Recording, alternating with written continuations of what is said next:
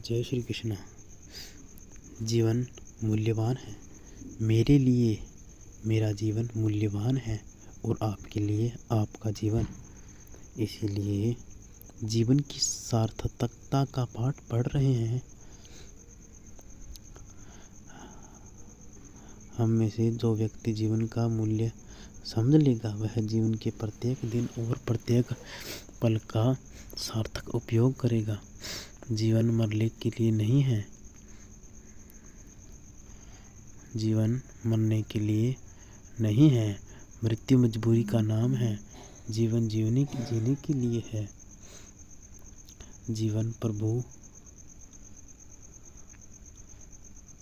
के घर से मिला उपहार है, प्रसाद है।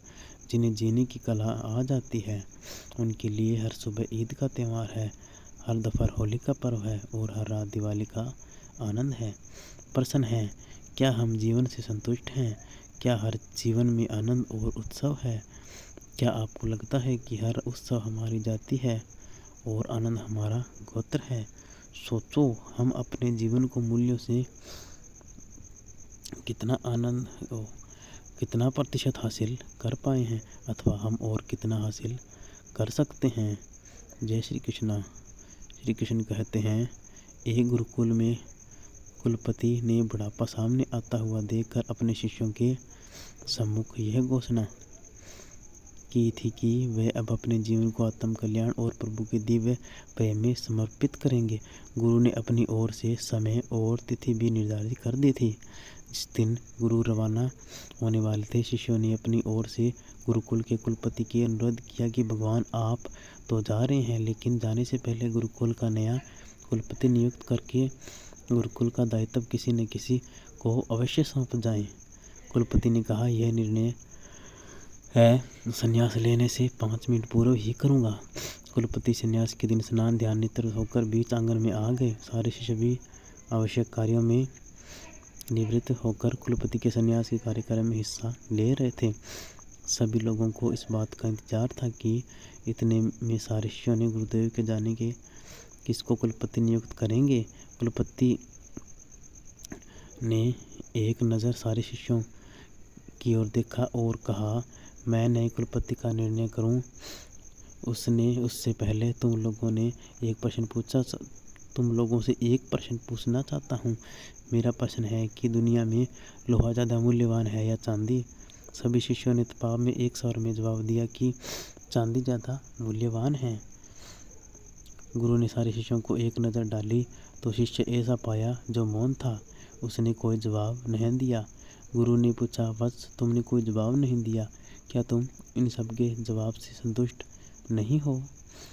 शिष्य खड़ा हुआ और आदर से हाथ जोड़े और गुरु से अनुरोध करने लगा, बनते, तुमने यह कहने के लिए क्षमा करें कि लोहा चांदी से ज़्यादा मूल्यवान होता है। यह सुनते ही सारे शिष्य हंस पड़े। कहने लगे कि हमें पहले से ही पता था कि यह बुद्धू का बुद्धू ही रहेगा। अरे, ये तो सारी दुनिया जानती है कि लोहा चांदी ज़्यादा मूल्यवान है। गुरु ने उससे ध्यान देखा और कहा, क्या तुम मुझे बता सकते हो कि तुमने लोहा को ज़्यादा मूल्यवान किस आधार पर बताया है? शिष्य ने कहा, मेरी समझ में दुनिया में मूल्य किसी वस्तु का नहीं होता। मूल्य होता है तो उस वस्तु में रहने वाली संभावना का। चांदी मूल्यवान है, ये तो सारी दुनिया जानती है, लेकिन चांदी अपने मूल्य को न तो घटा सकती है और न ही बढ़ा सकती है।